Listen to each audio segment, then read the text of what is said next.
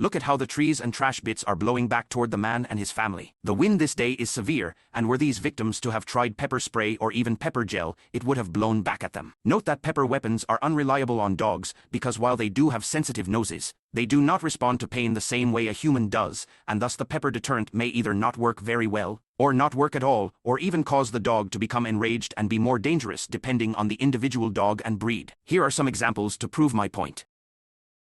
Notice that the dogs are not reacting to the pepper spray at all.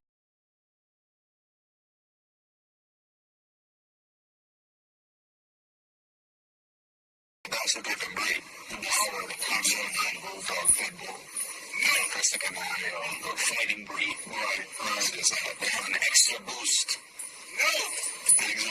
It's an extra. That's what they can go into a zone, but they don't feel the pain anymore. If you're trying to base the mission on a fighting breed, it's not going to happen. They'd rather die. They surrender you at pain. It only infuriates them. To them, pain is that adrenaline rush. They're looking forward for that. They're addicted to it. That's why they're such a great fighters. A violent attack while on the job. Oh, I was a bloody mess. Linda Sherelle Hodges was checking a meter at a home on Goodman Street in Kosciuszko on Monday when she says a large pit bull became aggressive and lunged at her. When I read the meter, and then when I was on my way out the yard, it was one aggressive dog, and he started barking again. And I had my mace in my hand, and I sprayed him again. Notice that she just said that she sprayed the dog twice, and it still tore her up. Pepper spray is simply not reliable, especially with any larger and more powerful dog. And he just jumped on me.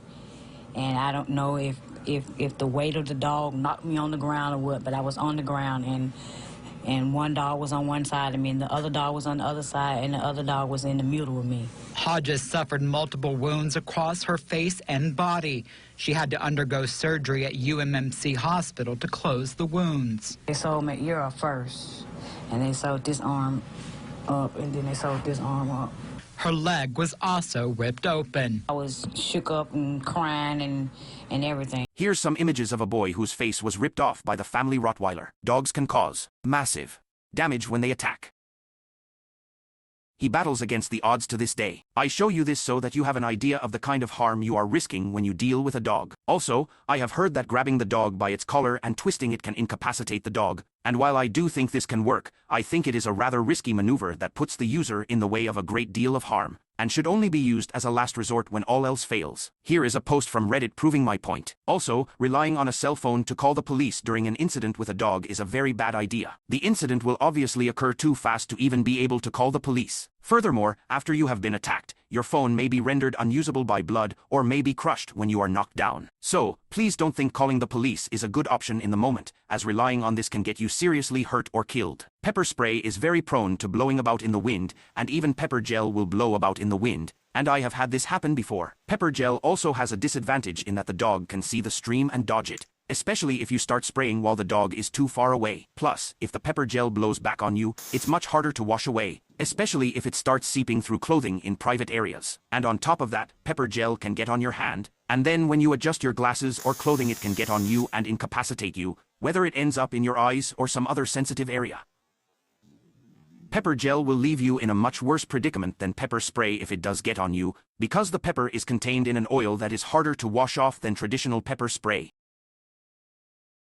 I have had pepper gel on my leg before, but I cannot recall whether I got it on my hand and then my leg, or if it blew back directly on my leg. It seems like it burned for quite a while, at least half an hour before stopping. Also, pepper deterrents are completely dependent on pain to stop the dog, and it may not kick in powerfully enough to stop the dog in time, or may not affect the dog at all, as you have seen earlier in this video, and some dogs are even excited and enraged by pain, per the Cesar Millan video clips and other clips that I showed earlier. Keep in mind that just because a dog has a sensitive nose does not mean it reacts to pain the same way a human would. Frankly, non-lethal weapons are for situations where risk of severe harm is low because they are not as reliable, especially in the wind, and not as potent as lethal weapons. So, many times non-lethal is not advisable for use on dogs, especially large dogs, although I will admit that sometimes non-lethal isn't even that effective on small dogs, and even small dogs can sometimes kill.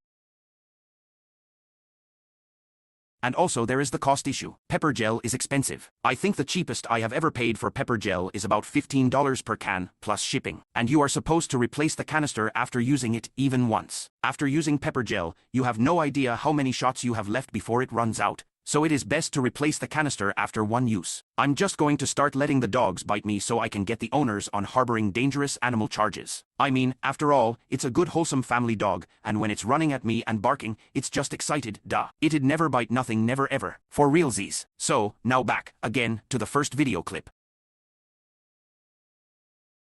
Wait or shoot.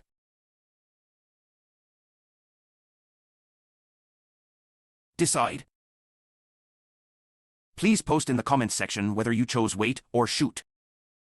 Every year we have hundreds of thousands of emergency room visits due to dog maulings. In every video I have ever seen, the mauling happened because of an unrestrained dog. There were 28,000 reconstructive surgeries in 2015 due to dog attacks. That's the only year I have data for. Dog attacks were costing us billions per year in the 90s, and by now, due to the increase in number and severity of dog attacks, and due to inflation, dog attacks are likely costing us several $billion per year. The number one issue I have noticed in all the dog attack videos I have seen is an unrestrained dog attacking some sort of pedestrian minding their own business, standing, walking, jogging, riding a bicycle, etc. And the real reason why these attacks happen? They happen because the owner thinks they will get away with it, and the victim is afraid to do what they need to do to stop the attack due to the law which protects the owner and not the victim, and juries and a public bigoted against victims and the nearly victims of dog attacks. And you're a victim as soon as you even have to worry about being bitten, by the way. In countries with roaming strays, like India, the whole public is the owner of the dogs, and they fetishize dogs so much that they'll allow them to maul children and still do nothing about the problem. We need to make it a minimum 5-year prison sentence for the owner of any dog that hurts someone it shouldn't. And these maulings and all this trouble will stop happening because the owners will be too afraid to be irresponsible with their dogs. Also, due to the fact that, just as you saw in the videos, dogs many times attack with no warning and even with their tails wagging, making it to where anyone may legally treat any unrestrained dog, poorly restrained dog, or any dog otherwise able to access a person as hostile and capable of causing great harm, is essential. The law should allow anyone to terminate any unrestrained or poorly restrained dog they see. And please don't say it's just pit bulls that are the problem. Pit bulls are certainly one of the most dangerous dogs, but any medium to large dog can easily be seriously dangerous. And as you saw earlier, even small dogs can and do kill people. Keep in mind that tail wagging just means excited, not friendly. Please contact your reps and have your laws changed, because no one should have to stand there and helplessly watch as a dangerous dog approaches them or their children or anyone else, and be unable to take defensive action simply because the dog hasn't yet openly shown aggression. We have to be responsible for the actions of irresponsible dog owners. We have to bear the risk of horrible injury and even death if we don't defend ourselves and others. And we have to bear the risk of going to jail for felonies even if we do defend ourselves or others, as terminating a dog can be a destruction of property felony and non-lethal is of limited effectiveness. We have to bear all the risk of what can happen, for example, if a dog chases us out into a road while cycling and causes a traffic incident that hurts or kills people, either ourselves or others, as motorists swerve around the commotion in the road because we tried to cycle away. And this excited the dog's chase instinct, as we are not allowed to stop and stand our ground against a dog, and try to quell the chase instinct by walking away slowly while using the bike as a shield against the dog. Even though we cannot outrun the dog, especially as they will lie as say we could have outrun the dog. Maybe it's about time that we remove these responsibilities from the shoulders of those who need to defend themselves, and we put these responsibilities firmly back on the shoulders of the owner of the dog, which is the only one who should be responsible for the trouble caused by their dog. Take a look at this surveillance video from an Anaheim home. As a woman and her 2-year-old son leave the house, 2 dogs had gotten loose from a neighbor's yard. She calmly tries to get the dogs back to their home, but they begin surrounding the boy. The woman reacts, then grabs her son after he falls.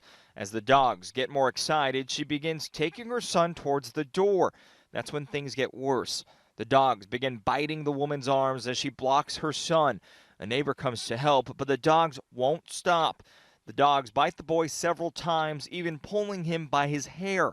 After more than 6 minutes and another man coming to help, the mom and boy finally get inside. Running only excites the prey drive. Thank you for watching. Please comment, like, share, and subscribe. And please don't forget to hit that notification bell.